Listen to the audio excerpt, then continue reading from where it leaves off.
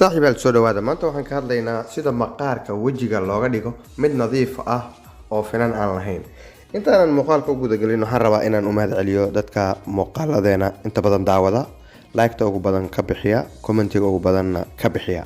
Sidoo kalena waxaa jira marka YouTube-ka waxaa jira application sheega qofka saameynta ugu badan kugu leh, qof walbana point ayuu siiyaa.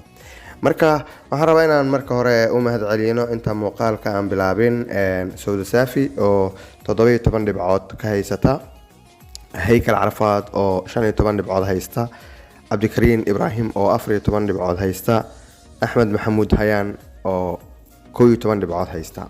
Saaxiibada kalena intaan muuqaalka ku guda jirno ayaan soo qaadan doonaa insha Allah. aan bilaabano muuqaalkeena. sida maqaarka looga dhigo mid nadiif ah oo finan aan lahayn, waxa ugu horeeya nadaafadda wejiga. waa furaha ugu horeeya. maqaarka nadiifka ah wuxuu ka bilaabmaa nadaafadda saxda ah. wejigaaga si joogto ah u dhaq 2 jeer maalintii, subaxdii iyo fiidkii. ka muslim ahaan marka anaga tan waan ka gudbaynaa sababtoo ah waa 5 salaadood ayaan dukanaa oo waan weesaysanaa.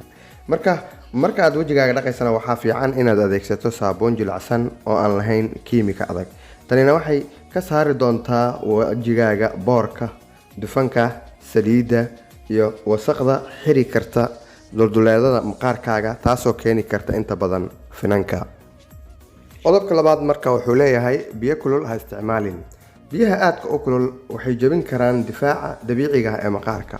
macnaha marka biyo kulul wejigaaga ku dhaqdo, difaaca maqaarka wejigaaga waa uu dhimanayaa. taasna waxay sababi kartaa qallayl iyo finan badan in wejigaaga in maqaarkaagu noqdo mid qallayla, finankuna kugu bataan ayay keeni karaan.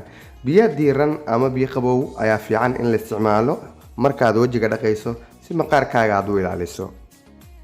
qodobka saddexaad inta aanan u guda gelin waxaan rabaa inaan u mahad celiyo naajo oo 7 dhibcood wata, Cabdifataax Toosane, Dr. Ayuub Say, Fawziya Xasan, Isxaaq Aarka, Rawda Macalin Maxamed iyo Weli Sheekh oo 6 dhibcood haysta, Cabdifataax Xuseen Ibraahim, Anwar Axmed, Fayimo Qurux, Sakariya Muumin oo 5 dhibcood haysta, Maxamuud Abshir iyo Maxamed Axmed oo 4 dhibcood haysta. saaxiibada kalena waan soo qaadan doonaa.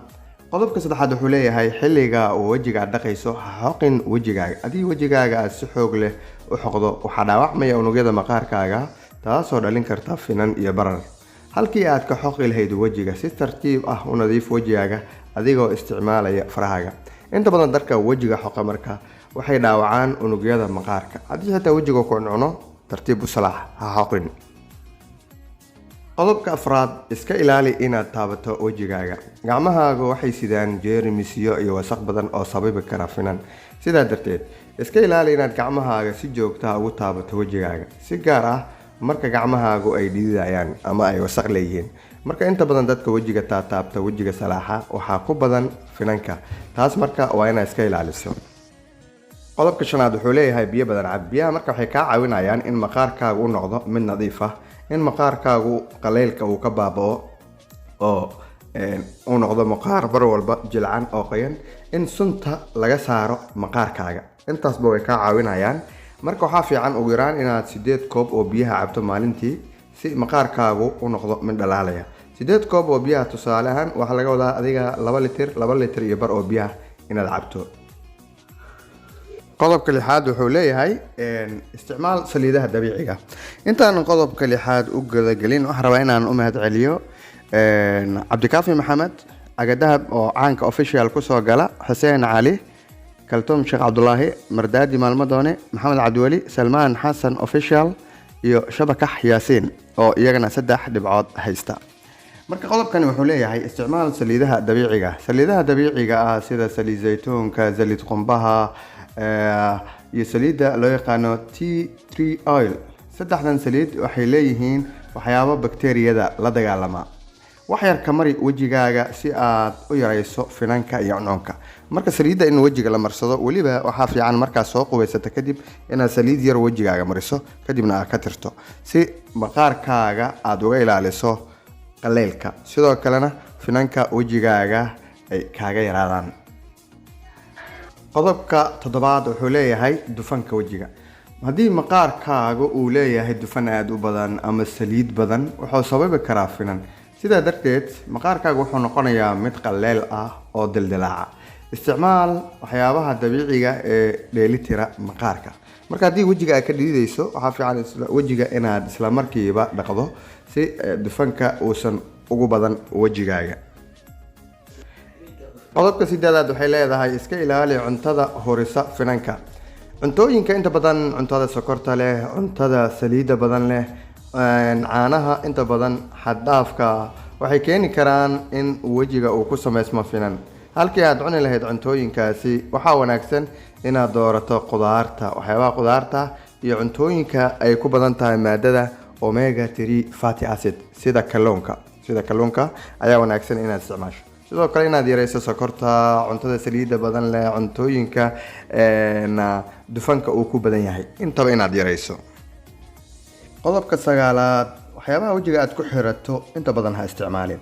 intaanan qodobkan u guda gelin waxaan rabaa inaan mahad celiyo cabdiweli axmed, cabdiyare daadir, aamin ladan, boorta cali, bakaalyare BBC kusoo gala, cadde show, xuseen bare, difaac qaran media qof kusoo gala, firdows maxamed axmed, xasan maxamed cawaale, baxrudiin kusoo gala, hani daahir, hoodo carab, ismagabe qof kusoo gala, liibaan cabdulaahi, macalin cabdiraxmaan, maxamed cadaawe, maxamed nuur, master shariif, muno abukar, ismaaciil. dhammaan saaxiibadaas darajada bointiga ay wataan waa 2. marka waxaan u guda galaynaa muuqaalkeena qodobka 9aad. haddii aad si joogta ah u isticmaasho make up, dumarku ayuu qodobkan inta badan quseeyaa. hubi in aad isticmaasho mid maqaarkaaga u roon oo aan xanibaynin ama aan celinaynin dulduleelada maqaarka. sidoo kale ha seexan adigoo aan iska dhaqin make up.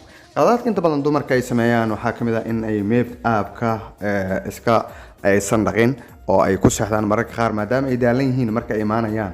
sidoo kale maqaarka haddii make upku aan laga dhaqin waxaa imaanaysa in make upkaasi uu xanibo dulduleelada maqaarka, taasoo badin karta haaraha iyo finanka wejiga.